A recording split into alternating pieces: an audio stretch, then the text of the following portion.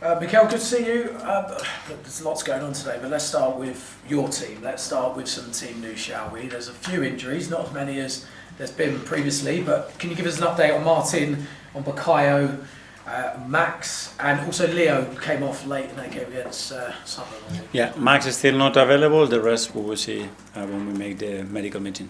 How's Max doing in his recovery? He's doing very well. I think he will be with us in a week or so, and then he just needs to pick up the rhythm and be available for us. And I saw Mikel posted a picture across his socials, had his operation. How did it go? And is there any timeline at all about when we could see him in? Could we see him before the end of the season? Well, I think the doctors were really happy the way it went. Now it starts obviously a long process. You're talking about bone healing, so you need to be patient. You respect the timings. I'm sure Mikel is going to do everything that he possibly can to speed up that recovery. And the time frames, we're talking about months, whether it's 3 or 4 or 5, we don't know. There was a lot of noise over the weekend about the City-Liverpool game, and lots of Arsenal fans were watching it, and I think lots of Arsenal fans were a little bit disappointed at the end that City were able to come back. Did you watch it? What did you make of the game? I understand that, but it's the things that we cannot control. So it's completely up to us what we have to do. We have to focus on us, on the presence. We know every 3 days what is coming, and just enjoy that. And what were the players' reaction to? Because I can imagine they'd have watched it as well, and 9 points is, of course, better than 6. But what's their reaction been? Have you had to give them a message or anything? They were really happy when we beat Sunderland, because we knew that was going to be very tough. Then everybody's in his houses watching it. We have discussed about the way we have to take this constantly and just put all the energy in what we do. That's it. And is there a message that, obviously there's so many ups and downs, changes throughout the title race, so the fact that you're going to be playing twice before, when City only played once, so that gap could keep increasing as well. Is it just remain focused? Remain focused, because that's going to happen from now till the end of the season, and it has happened in the last 6 months. So for us it's something normal, natural, and I'm looking forward to it. And look, there's big news this morning about fellow manager Thomas Frank losing his job. Just wanted to first of all get your reaction to the news. Well, obviously very sad news when you have a colleague that doesn't continue doing his job, because Thomas is an excellent coach, he's an extraordinary man as well, and he's proven that in the league. So we know where we are. We know that our responsibility is beyond just performance, that sometimes result dictates what happens with us. So I wish him all the very best for whatever he decides to do next. Is the Premier League becoming more impatient these days? I don't know. I don't think you can just take every example in the same possible way. I think the context at every club it's very different, but it's always a possibility. And look, obviously people are going to compare Arsenal and Tottenham, they're rivals playing against each other next weekend. When you look at the two clubs, that since you've joined Arsenal, Tottenham have had 8 different managers in the dugout in that time. Is there an argument of what you're doing, that stability, time, patience, first of all, the success that can bring, and second of all, what's been the key to maintaining that stability, not just from the players' stuff, but it's also throughout the whole club as well? Yeah, but I think every era is different at every club, because we have in this Premier League 2 of the most iconic managers with Arsene and Sir Alex as well for so many years, and then that scenario changed a lot from both clubs. So I don't know. It depends on many factors. In my opinion, the first one is if you have the players right behind you and they enjoying what they do and they believe in what you do is a big thing. And then you have to win a lot of games, because at the end, if you don't do that, you're not going to continue in the job, and that's the reality of our job. Thanks, Mikel.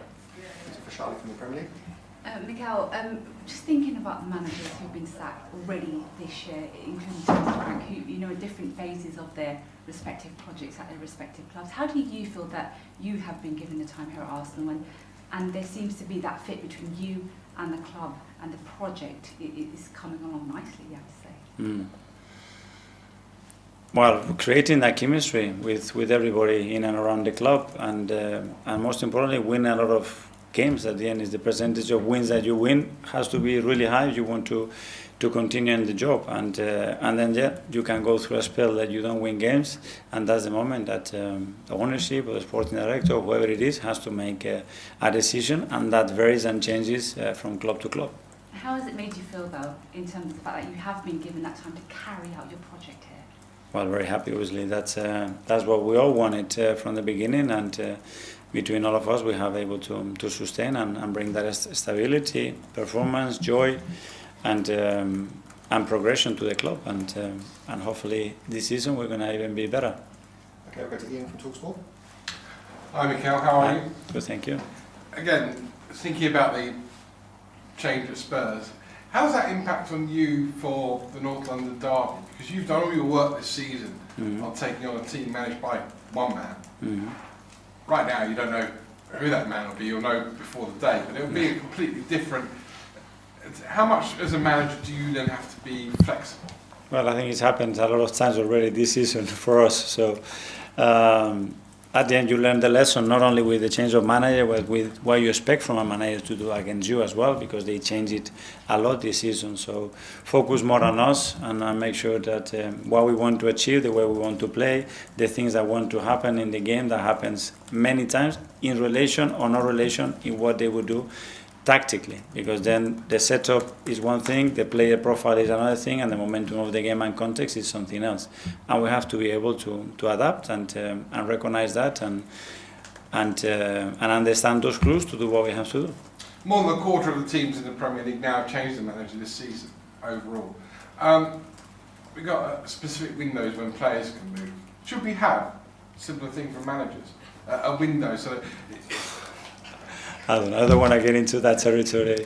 I don't know. I think at the end, people have to have the freedom as well to decide what is the best way to do that. It's always been like that. So I don't know if changing it will help or make it better. I have no clue. A couple of quick ones to finish with. London derbies in general, you've got a fantastic record. Brentford haven't.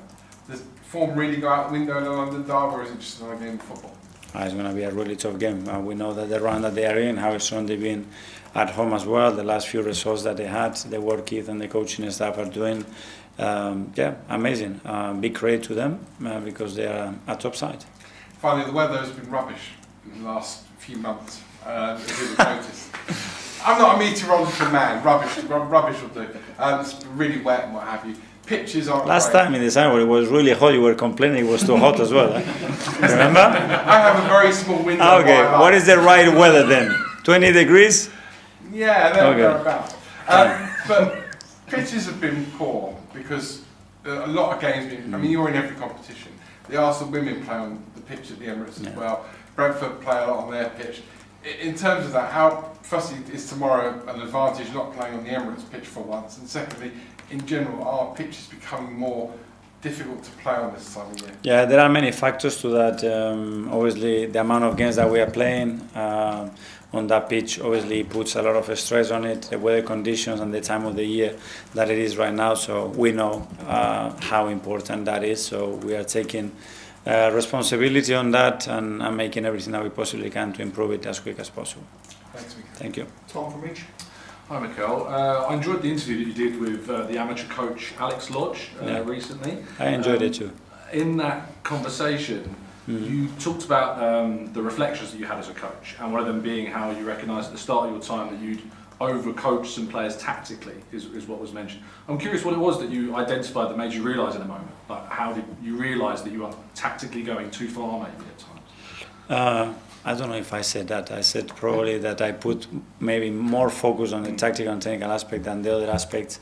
And that shift, because at the end I think you have to recognize what the team needs first of all, because as well to create a clear identity and way of playing, you have to insist in a certain way. You want to change the culture, you're going to have invest a lot and put a lot of effort into that. And now it's shifted because I think it's what the team needs as well, the level of understanding and what they have to do.